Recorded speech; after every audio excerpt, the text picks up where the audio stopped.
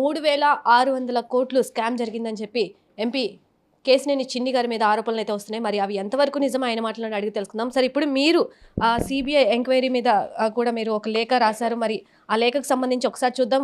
Sir letter కూడా prepare చేశారు. మరి ఎంతవరకు దీనికి న్యాయం జరుగుతుంది అనుకుంటున్నారు? రాష్ట్రం ఎంతవరకు న్యాయం అంటే మీకే తెలియాలమ్మా. 3,600 కోట్లు మరి నా దగ్గరికి వచ్చినాయని ఎవరో పనికి మాలిన మాట్లాడితే దాన్ని మీరు అందరూ స్టిల్ క్యాష్ చేశారు. అసలు మీ అందరికీ తెలియదా 3,600 కోట్లు ఎక్కడికి వెళ్ళి ఎక్కడైతే తాడేపల్లి ప్యాలెస్లో 4వ నెంబర్ గదికి వెళ్ళినాయని ఇప్పుడు అరెస్ట్ అయిన నిందితులందరూ చెబుతున్నారు. జగన్ రెడ్డికి ఉన్న అలవాటు మీ అందరికీ తెలియదేం కాదు కదా. ఆ రోజు బాబాయిని హత్య చేశారు. బాబాయి హత్యలో చంద్రబాబు నాయుడు గారి మీద తోద్దామని చూశారు. అట్లాగే లిక్కర్ స్కామ్లో చూపులన్నీ బిగ్ బాస్ మీదకి వెళ్తున్నాయి కాబట్టి ఆ బిగ్ బాస్ భయపడి తన సౌకబారు ఆరోపణలు తన అనుచరులతో తనకు ఎవరైతే పాలేరులుగా తయారై గత 6 సంవత్సరాల నుంచి సేవ చేస్తున్నారో వారితో ఆరోపణలు చేపిస్తూ ఉంటాడు. ఇటువంటి ఆరోపణలు న్యాయం ఉండాలో లేదో తెలియాలి కదా. అందుకే కదా నేను ఇవాళ సిబిఐ ఎంక్వైరీ అడిగింది కూడా. అట్నే చేయాలి. 3,600 కోట్లు జరగటం నిజం. తప్పకుండా ఇవాళ ఈ స్కామ్ని బయట పెట్టాలని కోరుతున్నాను. సార్, కంపెనీస్ కూడా మీకు ఉన్నాయని చెప్పి కూడా చెప్పడం జరుగుతుంది. ఆ కంపెనీస్లో కూడా చాలా వరకు జరిగినాయి అని చెప్తున్నారు. ఏంటి సార్ దీని గురించి ఏం చెప్తారు? ఇంటర్నేషనల్ కంపెనీ ఉందని, అమెరికా గ్లోబల్ కంపెనీ అని చెప్పి కూడా చాలా వరకు సాక్షి పేపర్లో ప్రకటించడం జరిగింది. సో దీని గురించి ఏం చెప్తారు సార్? సాక్షి కదా పాపం, విలేకరులను ఎడిటర్లు నేనేం అన్నా సాక్షి. ఎందుకంటే వాళ్ళు పాపం ఉద్యోగస్తులు. వీళ్ళు ఏం చేస్తారు, తాడేపల్లి ప్యాలెస్లో మెటీరియల్ వస్తుంది. ఆ మెటీరియల్ వీళ్ళు ప్రెస్కి ఎక్కియటం తప్పితే మిగతా పత్రికల వల్ల వీళ్ళకి స్వేచ్ఛ లేదు పాపం. వాళ్ళు కూడా ఏం చేయగలరు.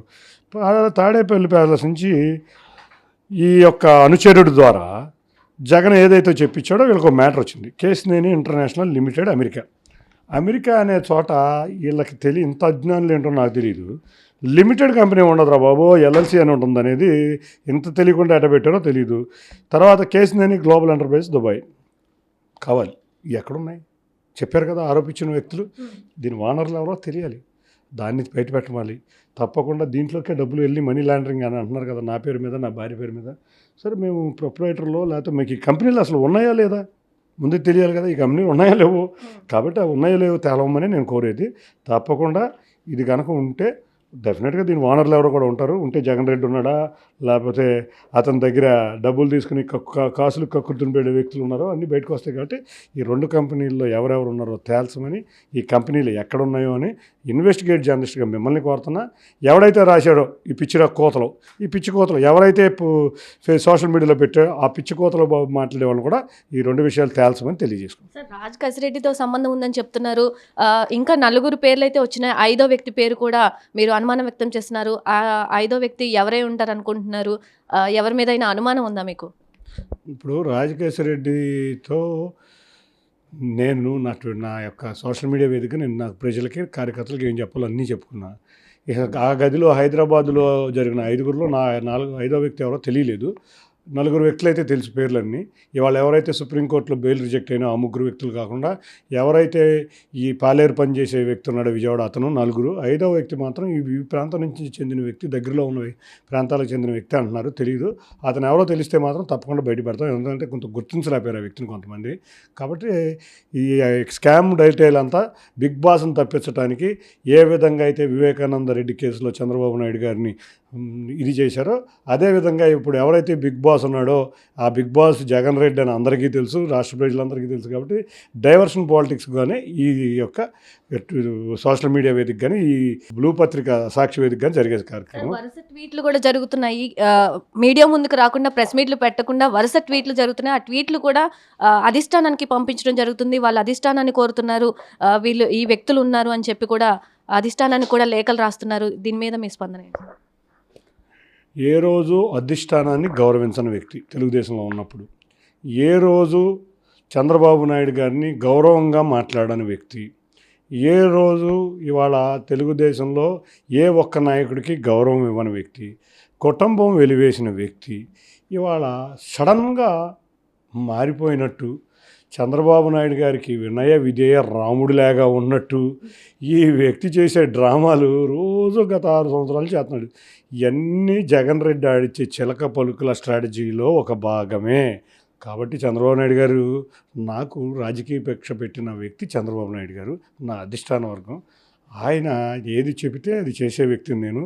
ఆయన చేసిన నిర్ణయమే నా నిర్ణయం. నన్ను ఈ విధంగా గెలిపించింది విజయవాడ ప్రజలు. నన్ను ఇంత భారీ మెజార్టీ తెచ్చింది తెలుగుదేశం నాయకులు, కార్యకర్తలు, కూటమి నేతలు, కార్యకర్తలు.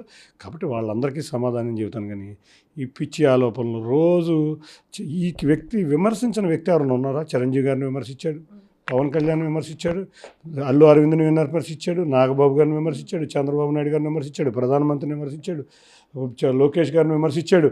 ఆఖరికి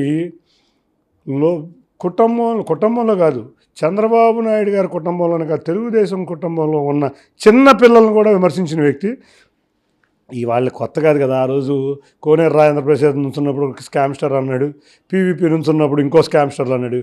స్కామ్లన్నీ ఈ వ్యక్తి కింద వేసుకుని ప్రతి ఒక్కడికి ఇదే జగన్ రెడ్డికి ఇతనికి ఉన్న సామీప్యత అంటారు, ఏదో అంటారు కదా, సామరూప్యత ఏదో అంటారు కదా, అది ఇదే వ్యక్తి. కాబట్టి తప్పకుండా ఇటువంటి ఫైనల్గా సార్ కాదు ఐపీఎల్ గురించి అని చెప్పండి సార్. కాదు సార్, ఫైనల్గా మీ గురించి, మీ భార్య గురించి కూడా ఆయన ట్వీట్లు చేయడం జరుగుతుంది. ఇద్దరు దంపతుల మీద చేస్తున్నారని చెప్పి కూడా చెప్తున్నారు. మరి దాని గురించి అంటే లేని వ్యక్తులను కూడా, కుటుంబంలోని ఆడవాళ్ళని కూడా లాగడం ఎంతవరకు సమంజసం సార్? ఒక్క విషయం చెబుతున్నాను. నాకు ఇప్పుడు అతని బాస్ జగన్ రెడ్డి భార్య భారతీరెడ్డి గారి ఇన్వాల్వ్మెంట్ ఎక్కువగా ఉన్న సాక్షి పేపర్ వాళ్ళు ఇచ్చే మెటీరియల్ చదివే వ్యక్తికి ఎవరి కుటుంబంలో కూడా లెక్క చేయరు. కాబట్టి ఇతని కుటుంబం మీద ఎన్నో ఆరోపణలు, స్కాములు, బ్యాంక్ స్కాములు ఉన్నా కూడా నేను బయటపెట్టాను. కేసినేని నాని రీఎంట్రీ అంటున్నారు రాజకీయాల్లోకి. పెచ్చోడు రీఎంట్రీ అయితే ఏంటి, ఇంకోటి ఏంటి, నా మీద ఏవైతే ఆరోపణలు చేస్తున్నారో అవి అక్షరాల సిబిఐకి ఎంక్వైరీ చేశాను, ఎలా అయినా నిరూపించాలి అని చెప్పి కూడా ఎంపీ కేసినేని చిన్ని చెప్తున్నారు. మరి ఆయన మీద వచ్చే ఆరోపణలు అయితే సవాల్ కూడా విసిరారు. ఆయన 24 గంటలు అన్ని తేల్చాలని కూడా ఆయన చెప్పడం జరిగింది. మరి ఈ మేరకు వాళ్ళు స్పందిస్తారా లేదా అనేది కూడా వేచి చూడాల్సింది. అలాగే కేసినేని నాని రీఎంట్రీ మీద కూడా ఆయన స్పందించడం జరిగింది. ఎక్స్క్లూజివ్గా మెగా9లో స్పందించారు. కేసినేని నాని వస్తారా రారా అనే దానిపై అసలు ఆయనకి రాజకీయ హక్కు కూడా లేదని చెప్పి ఆయన చెప్పడం జరిగింది. కెమెరామెన్ ఆసిఫ్తో నాగశ్రీ, విజయవాడ, మెగా9 టీవీ.